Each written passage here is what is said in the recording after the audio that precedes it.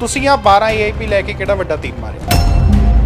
ਸਾਡੇ ਕੋਲ 11 EIP ਆਏ हैं और 11 ਦੇ 11 ਡਿਫਰੈਂਟ ਸਟੂਡੈਂਟ ਦੇ ਆ ਜਿਨ੍ਹਾਂ ਦਾ ਆਈਲੈਟਸ ਦੇ ਨਾਲ ਵੀਜ਼ਾ ਆਇਆ, 6 ਚ ਨਾਲ ਆਇਆ, 1 ਚ 5.5 ਦੇ ਨਾਲ ਆਇਆ ਤੇ PT ਦੇ ਨਾਲ ਆਇਆ। ਤਾਂ ਇਹ ਜਿਹੜੀ ਅਫਵਾਹ ਚੱਲੀ ਕਿ ਮੇਰੀ ਐਮਬੈਸੀ ਦੇ ਵਿੱਚ ਸੈਟਿੰਗ ਹੈ, ਮੇਰੀ ਵੀਜ਼ਾ ਆਫਿਸਰ ਨਾਲ ਗੱਲ ਹੋ ਗਈ ਹੈ, ਸਾਰੇ EIP ਨੂੰ ਮਿਲਣਗੇ। ਵੀਜ਼ਾ EIP ਗ੍ਰਾਂਟ ਹੋਣਾ ਬੱਚੇ ਦੇ ਡਾਕੂਮੈਂਟਸ ਦੇ ਆਧਾਰ ਤੇ। ਬੱਚੇ ਦੀ ਡਾਕੂਮੈਂਟਸ ਤੁਸੀਂ ਕੰਪਲੀਟ ਲਗਾਏ ਹੈ, ਤੁਹਾਡਾ ਕਵਰਿੰਗ ਲੈਟਰ ਹੈ ਔਰ ਉਹਦੇ 'ਚ ਉਹਨਾਂ ਨੇ ਬਿਲਕੁਲ ਲਿਖਿਆ ਕਿ ਹਾਈਲੀ ਰਿਕਮੈਂਡਡ ਕਰਕੇ ਉਹਨਾਂ ਨੇ ਬੋਲਿਆ ਕਿ ਜਿਹੜੇ ਸਟੂਡੈਂਟ ਫਾਈਲ ਲਗਾ ਰਹੇ ਹੋ ਉਹ ਹਾਈਲੀ ਰਿਕਮੈਂਡਡ ਹੈ। ਆਪਣੀ ਫਾਈਲ ਦੇ ਵਿੱਚ ਇਹ ਚੀਜ਼ ਮੈਂਸ਼ਨ ਕਰਾਂ, ਤੁਸੀਂ ਕੈਨੇਡਾ ਕਿਉਂ ਆਉਣਾ ਚਾਹੁੰਦੇ ਹੋ ਇਸ ਟਾਈਮ ਦੇ ਉੱਤੇ, ਤੁਸੀਂ ਇਹ ਕੋਰਸ ਕਿਉਂ ਚੂਜ਼ ਕੀਤਾ, ਅਗਰ ਤੁਹਾਡਾ ਪੜ੍ਹਾਈ ਦੇ ਵਿੱਚ ਗੈਪ ਹੈ ਤਾਂ ਉਸ ਗੈਪ ਦੇ ਵਿੱਚ ਕੁਝ ਕੀਤਾ ਤਾਂ ਗੈਪ ਦੇ ਸਾਰੇ ਪ੍ਰੂਫ ਤੁਸੀਂ ਨਾਲ ਲਗਾਓ। ਰਿਕੁਆਇਰਮੈਂਟਸ ਬੱਚਿਆਂ ਨੇ ਪੂਰੀਆਂ ਕੀਤੀਆਂ ਸੀ ਜਿਨ੍ਹਾਂ ਦੇ ਏਆਈਪੀ ਆਏ ਨੇ, ਆਇਲਸ ਉਹਨਾਂ ਦੇ ਸਾਰੇ ਕੰਪਲੀਟ ਸੀ, ਮਾਰਕਸ ਵਧੀਆ ਸੀ, ਉਹਨਾਂ ਦੇ ਹੀ ਸਿਰਫ ਏਆਈਪੀ ਆਈ ਹੈ। ਜਿਹੜੇ ਸਟੂਡੈਂਟ ਦਾ EIP ਆਇਆ ਉਹਨਾਂ ਵਿੱਚ ਕੁਝ ਸਟੂਡੈਂਟ 6 ਈਚ ਬੈਂਡ ਨਾਲ ਹੈ, ਕੁਝ ਸਟੂਡੈਂਟ ਇਸ ਤਰ੍ਹਾਂ ਦੇ ਜਿਨ੍ਹਾਂ ਦੇ ਨੰਬਰ ਘੱਟ ਸੀਗੇ ਔਰ ਉਹਨਾਂ ਦਾ ਵੀਜ਼ਾ ਵੀ ਆਇਆ, ਕੁਝ ਸਟੂਡੈਂਟ ਇਸ ਤਰ੍ਹਾਂ ਦੇ ਹੈ ਜਿਨ੍ਹਾਂ ਦੇ ਆਈਲੈਟਸ ਦੇ ਵਿੱਚ 1 ਚੋਂ 5.5 ਸੀ। ਈਵਨ ਸਾਡਾ ਇੱਕ ਵੀਜ਼ਾ ਇੱਦਾਂ ਦਾ ਜਿਹੜਾ PT ਦੇ ਨਾਲ ਵੀ ਆ ਗਿਆ। ਚਾਂਸਸ ਕੀ ਲੱਗ ਰਹੇ ਨੇ? ਐਮਬੈਸੀ ਕੀ ਮਤਲਬ ਪੋਜ਼ਿਟਿਵਿਟੀ ਦਿਖਾ ਰਹੀ ਹੈ ਕਿ ਹੁਣ ਆਣ ਦੋ ਵੀਜ਼ੇ, ਐਪਲੀਕੇਸ਼ਨ ਆਣ ਦੋ ਤੇ ਵੀਜ਼ੇ ਲਈ ਜਾਓ? ਉਸ ਹਿਸਾਬ ਨਾਲ ਤਾਂ ਇਹ ਲੱਗ ਰਿਹਾ ਕਿ ਹਾਈ ਕਮਿਸ਼ਨ ਜਿਹੜਾ ਐਤਕੀ EIP ਗ੍ਰਾਂਟ ਕਰੇਗਾ, ਪਰ ਗੱਲ ਉਹੀ ਆ ਗਈ EIP ਉਹਨਾਂ ਦੇ ਗ੍ਰਾਂਟ ਕਰੇਗਾ ਜਿਨ੍ਹਾਂ ਦੀ ਫਾਈਲ ਕੰਪਲੀਟ ਐਮਬੈਸੀ ਵਿੱਚ ਜਮ੍ਹਾਂ ਹੋਈ ਹੈ, ਜਿਨ੍ਹਾਂ ਦੀ SOP ਕਵਰਿੰਗ ਲੈਟਰ ਅੱਛੀ ਬਣੀ ਹੈ, ਜਿਨ੍ਹਾਂ ਨੇ ਫਰਸਟ ਸਟੇਜ ਦੀ ਰਿਕੁਆਇਰਮੈਂਟ ਨੂੰ ਫੁੱਲਫਿਲ ਕੀਤਾ। ਕੈਨੇਡਾ ਜਾਣ ਵਾਲੇ ਵਿਦਿਆਰਥੀ ਬੜੇ ਲੰਬੇ ਸਮੇਂ ਤੋਂ ਇੰਤਜ਼ਾਰ ਕਰ ਰਹੇ ਸੀ ਕਿ ਕਦੋਂ ਉਹਨਾਂ ਦਾ ਵੀਜ਼ਾ ਲੱਗੇ ਤੇ ਕਦੋਂ ਉਹ ਬਾਹਰ ਜਾਣ। ਉਸ ਤੋਂ ਬਾਅਦ ਕੈਨੇਡਾ ਐਮਬੈਸੀ ਨੇ ਨਵਾਂ ਪ੍ਰੋਸੈਸ ਸ਼ੁਰੂ ਕੀਤਾ, 2 ਸਟੇਜਸ ਦੇ ਵਿੱਚ ਜਿਹੜਾ ਉਹਨਾਂ ਦਾ ਵੀਜ਼ਾ ਅਪਲਾਈ ਹੋਏਗਾ। AIP ਦੀ ਗੱਲ ਕੀਤੀ ਐਮਬੈਸੀ ਨੇ ਕਿ ਸਟੂਡੈਂਟ ਨੂੰ ਪਹਿਲਾਂ ਜਿਹਨੇ ਸਪਟੈਂਬਰ ਇਨਟੇਕ ਲਈ ਪੜ੍ਹਨਾ ਹੈ ਉਹ AIP ਲੈ ਕੇ ਆਪਣੀਆਂ ਕਲਾਸਾਂ ਇੱਥੋਂ ਹੀ ਸ਼ੁਰੂ ਕਰ ਸਕਦਾ ਤੇ ਉਸ ਤੋਂ ਬਾਅਦ ਫਿਰ ਵਿਦਿਆਰਥੀਆਂ ਨੂੰ AIP ਦਾ ਇੰਤਜ਼ਾਰ ਹੋਣ ਲੱਗ ਗਿਆ ਕਿ ਕਦੋਂ ਉਹਨਾਂ ਦੀ AIP ਆਏਗੀ। ਤਾਂ ਹੁਣ ਅਸੀਂ ਇਸ ਸਮੇਂ ਖੜੇ ਹਾਂ ਲੁਧਿਆਣਾ ਦੇ ਵਿਜ਼ਨ ਗਰੁੱਪ ਦੇ ਵਿੱਚ, ਜਿੱਥੇ ਇਹਨਾਂ ਦੇ 12 AIP ਆਏ ਨੇ। ਇਹਨਾਂ ਨਾਲ ਆਪਾਂ ਗੱਲਬਾਤ ਕਰਦੇ। ਸਾਡੇ ਨਾਲ ਹਨੀਸ਼ ਉੱਪਲ ਜੀ ਮੌਜੂਦ ਨੇ। ਹਨੀਸ਼ ਜੀ, ਕਿਹੜੀ ਤੁਹਾਡੇ ਕੋਲ ਇਹੋ ਜਿਹੀ ਜਾਦੂ ਦੀ ਛੜੀ ਹੈ ਜਿਹੜੇ ਤੁਹਾਡੇ ਇੱਕੋ ਦਮ 12 AIP ਆਏ ਨੇ? ਦੇਖੋ ਜੀ, ਸਭ ਤੋਂ ਪਹਿਲਾਂ ਸਤਿ ਸ਼੍ਰੀ ਅਕਾਲ।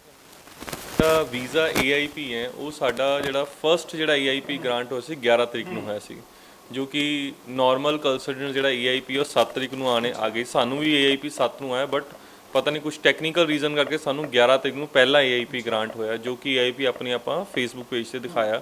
ਲੁਧਿਆਣੇ ਦਾ ਬੱਚਾ ਜਿੰਦੇ 1 ਚੋਂ 5.5 ਬੈਂਡ ਦੇ ਨਾਲ ਵੀਜ਼ਾ ਹੈ। ਉਸ ਤੋਂ ਬਾਅਦ ਸਾਡੇ 13 ਤਰੀਕ ਨੂੰ ਯਾਨੀ ਕੱਲ ਰਾਤ ਨੂੰ ਸਾਨੂੰ 11 EIP ਇਕੱਠੇ ਰਿਸੀਵਡ ਹੋਏ ਆ, ਜੋ ਕਿ ਆਈ ਥਿੰਕ ਸੋ ਇਸ ਸਮੇਂ ਪੂਰੇ ਪੰਜਾਬ ਵਿੱਚ, ਪੂਰੇ ਨਾਰਥ ਦੇ ਵਿੱਚ ਇਹ ਪਹਿਲੀ ਕੰਪਨੀ ਹੈ ਜਿਨ੍ਹਾਂ ਦੇ 11 EIP ਇੱਕ ਦਿਨ ਦੇ ਵਿੱਚ ਆਏ ਆ।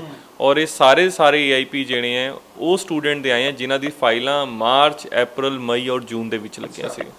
ਕੀ ਰਿਕੁਆਇਰਮੈਂਟਸ ਬੱਚਿਆਂ ਨੇ ਪੂਰੀਆਂ ਕੀਤੀਆਂ ਸੀ ਜਿਨ੍ਹਾਂ ਦੇ AIP ਆਏ ਨੇ? ਆਇਲਸ ਉਹਨਾਂ ਦੇ ਸਾਰੇ ਕੰਪਲੀਟ ਸੀ, ਮਾਰਕਸ ਵਧੀਆ ਸੀ, ਉਹਨਾਂ ਦੀ ਹੀ ਸਿਰਫ AIP ਆਈ ਹੈ? ਨਹੀਂ, ਪਹਿਲੀ ਗੱਲ ਤਾਂ ਇਹ ਸਟੂਡੈਂਟ ਉਹ ਹੈਗੇ ਜਿਨ੍ਹਾਂ ਦਾ ਮਾਰਚ, ਅਪ੍ਰੈਲ ਔਰ ਲੋਕਡਾਊਨ ਦੇ ਵਿੱਚ ਅਪਲਾਈ ਕੀਤਾ ਹੋਇਆ ਸੀਗਾ। ਇਹਨਾਂ ਵਿੱਚ ਸਟੂਡੈਂਟ ਉਹ ਹੈ ਜਿਨ੍ਹਾਂ ਨੇ ਲੋਕਡਾਊਨ ਤੋਂ ਪਹਿਲਾਂ ਫਾਈਲ ਲਗਾਈ ਸੀ, ਕੁਝ ਸਟੂਡੈਂਟ ਲੋਕਡਾਊਨ ਦੇ ਵਿੱਚ ਵੀ ਫਾਈਲ ਲਾਈ ਸੀ।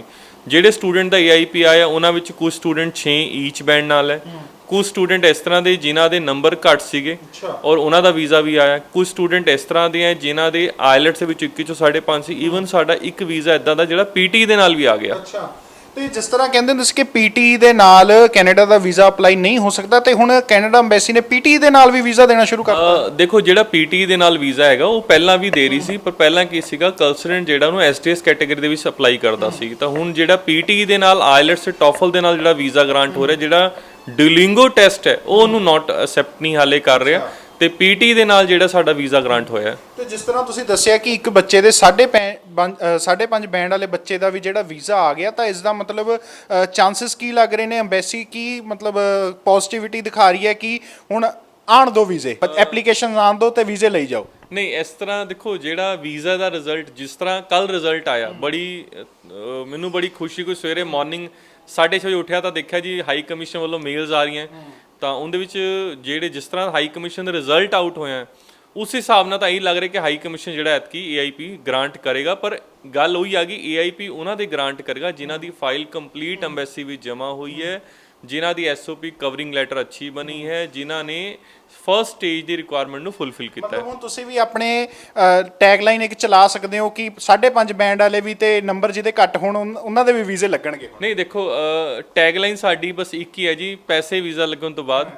ਦੂਸਰੀ ਜਿਹੜੀ ਤੁਸੀਂ ਗੱਲ ਕਹਿ ਰਹੇ ਹੋ ਕਿ ਘੱਟ ਬੈਂਡ ਵਾਲਾ, ਹਾਂ ਜਿਹੜੇ ਬੱਚਿਆਂ ਦੇ ਓਵਰਆਲ 6 ਹੈ, ਕਿਸੇ ਇੱਕ ਮੋਡਿਊਲ ਵਿੱਚ 5.5 ਹੈ, ਉਹਨਾਂ ਦਾ ਵੀਜ਼ਾ ਸਾਡੇ ਲੱਗੇ ਹੈ, ਪਲੱਸ ਪੀਟੀ ਦੇ ਨਾਲ ਲੱਗੇ ਹੈ। ਤਾਂ ਜਿਹੜੇ ਇੱਕ 'ਚੋਂ 5.5 ਦੀ ਪ੍ਰੋਮੋਸ਼ਨ ਸਾਡੀ ਪਹਿਲਾਂ ਵੀ ਚੱਲ ਰਹੀ ਸੀ, ਹੁਣ ਕੰਟੀਨਿਊ ਚੱਲੇਗੀ।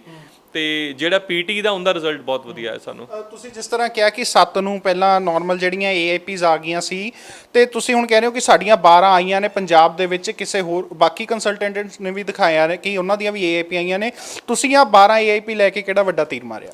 ਦੇਖੋ, ਪਹਿਲੀ ਗੱਲ ਤਾਂ ਇਹ ਕਿ ਜਿਹੜਾ ਸਾਡਾ ਪਹਿਲਾ ਏਆਈਪੀ ਆਇਆ ਸੀ ਉਹ ਆਇਆ ਸੀ 11 ਤਰੀਕ ਨੂੰ, ਜਿੰਦੀ ਅਪਰੂਵਲ ਡੇਟ 7 ਦੀ ਹੈ। ਉਸ ਤੋਂ ਬਾਅਦ ਸਾਨੂੰ ਕੱਲ ਰਾਤੀ 12 ਨਹੀਂ 11 ਏਆਈਪੀ ਆਏ ਆ। ਉਹ ਜਿਹੜੇ 11 ਏਆਈਪੀ ਸਾਨੂੰ ਰਿਸੀਵਡ ਹੋਏ ਆ, ਉਹ ਸਾਰੇ ਏਆਈਪੀ ਜਿਹੜੇ ਆ ਸਾਡੇ ਆਪਣੇ ਸਟੂਡੈਂਟਸ ਆਏ ਆ, ਜਿਨ੍ਹਾਂ ਨੇ ਵਿਜ਼ਨ ਗਰੁੱਪ ਥਰੂ ਫਾਈਲ ਲਾਈ ਹੈ। ਤੇ ਜਿਹੜੇ ਬਾਕੀਆਂ ਨੇ ਪਾਏ ਸੀ ਉਹਨਾਂ ਦੇ ਆਪਣੇ ਸਟੂਡੈਂਟ ਨਹੀਂ ਸੀ? ਨਹੀਂ, ਦੇਖੋ ਹੋ ਕੀ ਰਿਹਾ ਮਾਰਕੀਟ ਵਿੱਚ, ਮੈਂ ਨਹੀਂ ਕਹਿੰਦਾ ਸਾਰੇ ਕੰਸਲਟੈਂਟ ਮਾੜੇ ਹੈ। ਕੁਝ ਕੰਸਲਟੈਂਟ ਵਿੱਚ ਇਸ ਤਰ੍ਹਾਂ ਦੇ ਹੈ ਕਿ ਯੂਨੀਵਰਸਿਟੀ ਨੇ ਕੰਸਲਟੈਂਟ ਨੂੰ ਮੇਲ ਕੀਤੀ ਕਿ ਸਾਡੇ ਏਆਈਪੀ ਗ੍ਰਾਂਟ ਹੋ ਗਏ। ਕੁਝ ਯੂਨੀਵਰਸਿਟੀਜ਼ ਨੇ, ਕੁਝ ਕਾਲਜਸ ਨੇ ਪ੍ਰਮੋਸ਼ਨ ਲਈ ਸਾਨੂੰ ਮੇਲ ਕੀਤੀ ਕਿ ਸਾਡੇ ਏਆਈਪੀ ਗ੍ਰਾਂਟ ਹੋ ਗਏ। ਕੰਸਲਟੈਂਟ ਨੇ ਕੀ ਕੀਤਾ, ਉਹਦਾ ਪ੍ਰਿੰਟ ਆਊਟ ਕੱਢਿਆ, ਆਪਣੇ ਕੰਪਨੀ ਲੋਗੋ ਲਾਇਆ ਤੇ ਡਿਸਪਲੇ ਕਰਤਾ ਜੀ ਮੇਰਾ ਏਆਈਪੀ ਆ ਗਿਆ। ਔਰ 7 ਤਰੀਕ ਨੂੰ ਜਿੰਨੇ ਕੋ ਏਆਈਪੀ ਜਾਂ 8 ਤਰੀਕ ਨੂੰ 9 ਤਰੀਕ ਨੂੰ ਜਿੰਨੇ ਕੋ ਲੋਕਾਂ ਨੇ ਕੰਸਲਟੈਂਟ ਨੇ ਆਪਣੇ ਫੇਸਬੁੱਕ ਪੇਜ ਤੇ ਏਆਈਪੀ ਚੜਾਏ ਆ, ਆਈ ਥਿੰਕ ਸੋ ਇੰਨੇ ਏਆਈਪੀ ਹਾਈ ਕਮਿਸ਼ਨ ਸ਼ਾਇਦ ਗ੍ਰਾਂਟ ਵੀ ਨਾ ਕੀਤੇ ਹੋਣ। ਤਾਂ ਜਿਹੜਾ ਰਿਜ਼ਲਟ ਹੈ ਉਹ ਨੋ ਡਾਊਟ ਆਏ ਹੈ, ਪਰ ਜਿਸ ਤਰ੍ਹਾਂ ਕੁਝ ਕੰਪਨੀ ਦੇ ਆਏ ਹੈ, ਹਰ ਇੱਕ ਕੰਪਨੀ ਦਾ ਏਆਈਪੀ ਨਹੀਂ ਆ ਰਿਹਾ। ਤਾਂ ਏਆਈਪੀ ਉਹਨਾਂ ਦੇ ਆ ਰਿਹਾ ਜਿਨ੍ਹਾਂ ਦੀ ਫਾਈਲ ਕੰਪਲੀਟ ਹਾਈ ਕਮਿਸ਼ਨ ਦੇ ਵਿੱਚ ਲੱਗੀ ਸੀ। ਸਾਡਾ ਪਹਿਲਾ ਏਆਈਪੀ 11 ਨੂੰ ਆਇਆ, ਸਾਡਾ ਇੱਕ ਆਇਆ, ਆਪਾਂ 21 ਸ਼ੋਅ ਕੀਤਾ। ਕੱਲ ਸਾਡੇ 11 ਏਆਈਪੀ, ਆਪਾਂ 11 ਏਆਈਪੀ ਲੈ ਖੜੇ ਹਾਂ। ਔਰ ਕਈਆਂ ਨੇ ਤਾਂ 15 20 ਵੀ ਸ਼ੋਅ ਕਰ ਦਿੱਤੇ ਨੇ ਕਿ ਸਾਡੇ ਇੰਨੇ ਏਆਈਪੀ ਆਏ ਨੇ। ਕੀ ਤੁਸੀਂ ਜਾਂ ਸਟੂਡੈਂਟ ਨੇ ਉਹਨਾਂ ਏਆਈਪੀ ਦਾ ਚੈੱਕ ਕੀਤਾ ਕਿ ਉਹਦੇ ਵਿੱਚ 21 ਫਾਈਲ ਨੰਬਰ ਸਾਰੀ ਏਆਈਪੀ 'ਚ ਘੁੰਮਦਾ ਪਿਆ ਕਿ ਫਾਈਲ ਨੰਬਰ ਵੱਖਰੇ ਵੱਖਰੇ ਹੈ? ਅੱਛਾ, ਮਤਲਬ ਇਹ ਵੀ ਚੱਲ ਰਿਹਾ ਕਿ ਇੱਕੋ ਫਾਈਲ ਨੰਬਰ ਵਾਲੀ ਏਆਈਪੀ ਚੱਲ ਰਹੇ ਨੇ। ਮੈਂ ਐਗਜ਼ਾਮਪਲ ਤੌਰ ਤੇ ਮੰਨ ਲਓ ਇਹ ਸਟੂਡੈਂਟ ਹੈ, ਹੁਣ ਇਹਦਾ ਮੈਂ ਅਗਰ ਇਹੀ ਫਾਈਲ ਦੇ 4 ਫੋਟੋਕਾਪੀ ਕਰਕੇ ਆਦਾ ਮੇਰੇ 4 ਏਆਈਪੀ ਹੈ ਤਾਂ ਮੈਂ ਨਹੀਂ ਕਹਿ ਸਕਦਾ ਨਾ। ਸਾਡੇ ਕੋਲ 11 ਏਆਈਪੀ ਆਏ ਹੈ, ਔਰ 11 ਦੇ 11 ਡਿਫਰੈਂਟ ਸਟੂਡੈਂਟ ਦੇ ਹੈ, ਜਿਨ੍ਹਾਂ ਦਾ ਆਇਲਟਸ ਦੇ ਨਾਲ ਵੀਜ਼ਾ ਆਇਆ, 6C 'ਚ ਨਾਲ ਆਇਆ, 21 'ਚ 5.5 ਦੇ ਨਾਲ ਆਇਆ ਤੇ ਪੀਟੀ ਦੇ ਨਾਲ ਆਇਆ। ਤੇ ਮਤਲਬ ਤੁਹਾਡੇ ਕਹਿਣ ਦਾ ਮਤਲਬ ਇਹ ਹੈ ਕਿ ਕਈ ਏਜੰਟਾਂ ਨੇ ਇੱਕੋ ਏਆਈਪੀ ਤੇ ਐਡੀਟਿੰਗ ਕਰਕੇ ਸਾਰੇ ਚਲਾਤੇ। ਨਹੀਂ ਦੇਖੋ, ਉਹ ਕਿਸ ਤਰ੍ਹਾਂ ਹੋਇਆ ਮੈਨੂੰ ਨਹੀਂ ਪਤਾ, ਪਰ ਗੱਲ ਇਹ ਹੈ ਕਿ ਜਿਹੜਾ ਏਆਈਪੀ ਮਤਲਬ ਹੋਇਆ ਇਦਾਂ ਮਾਰਕੀਟ 'ਚ ਕਹਿ ਸਕਦੇ ਆ। ਪਰ ਜਿਹੜਾ ਜਿਸ ਤਰ੍ਹਾਂ ਲੋਕ ਕੰਸਲਟੈਂਟ ਏਆਈਪੀ 'ਚ ਪਾ ਰਹੇ ਕਿ ਸਾਡਾ ਏਆਈਪੀ ਗ੍ਰਾਂਟ ਹੋ ਗਿਆ, ਸਾਡਾ ਏਆਈਪੀ ਗ੍ਰਾਂਟ ਹੋ ਗਿਆ, 7 ਨੂੰ ਏਆਈਪੀ ਆਏ, ਉਸ ਤੋਂ ਬਾਅਦ ਸਾਰੇ ਏਆਈਪੀ 11 ਨੂੰ ਆਏ ਆ।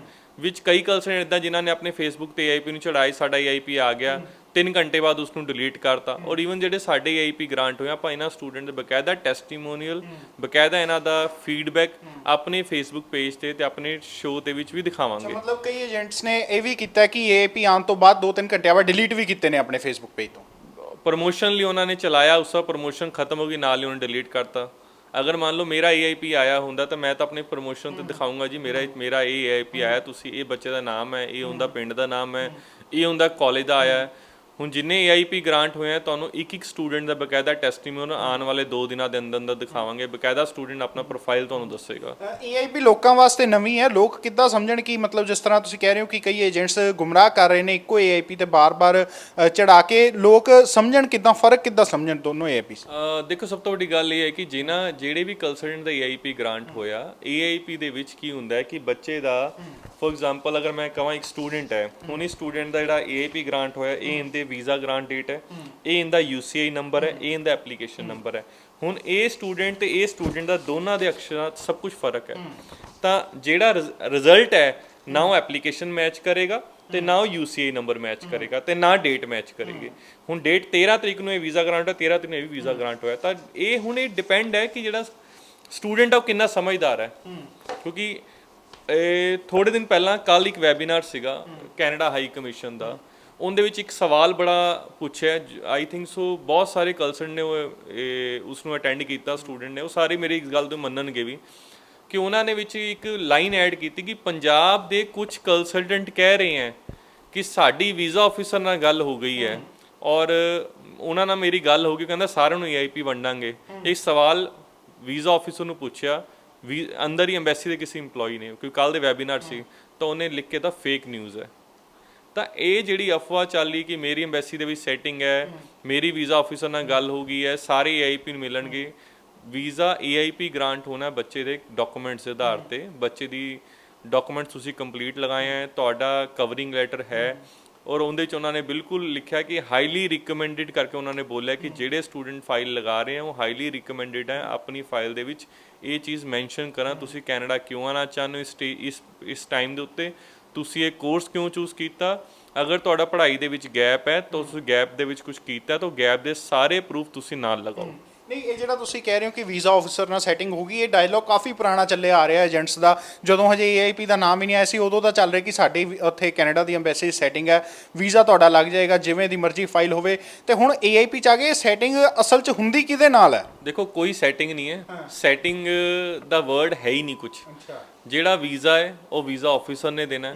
ਮੈਨੂੰ ਐਜ਼ ਅ ਕੰਸਰਨਡ ਸਟੂਡੈਂਟ ਨੂੰ ਨਹੀਂ ਪਤਾ ਕਿਹੜੇ ਵੀਜ਼ਾ ਆਫਿਸਰ ਨੇ। ਐਮਬੈਸੀ ਸੈਟਿੰਗ ਕਰਦੀ ਹੈ ਇਦਾਂ ਏਜੰਟਸ ਨਾਲ? ਨਹੀਂ ਜੀ ਨਹੀਂ, ਕੋਈ ਸੈਟਿੰਗ ਸਮਝੋ ਨਾ, ਜਦ ਫਾਈਲ ਆਨਲਾਈਨ ਐਮਬੈਸੀ ਦੇ ਵਿੱਚ ਜਮ੍ਹਾਂ ਹੋਈ, ਤੁਸੀਂ ਫਾਈਲ ਆਨਲਾਈਨ ਸਬਮਿਟ ਕਰਤੀ, ਪਤਾ ਹੀ ਨਹੀਂ ਫਾਈਲ ਕਿਸ ਜਗ੍ਹਾ ਤੇ ਜਾਣੀ ਹੈ। ਫਾਈਲ ਇੰਡੀਆ ਦੇ ਵਿੱਚ ਹੈ, ਫਾਈਲ ਦਿੱਲੀ ਹੈ, ਫਾਈਲ ਬੰਬੇ ਹੈ, ਫਾਈਲ ਕੈਨੇਡਾ ਵੀ ਚਲੇਗੀ, ਪਤਾ ਹੀ ਨਹੀਂ ਹੈ।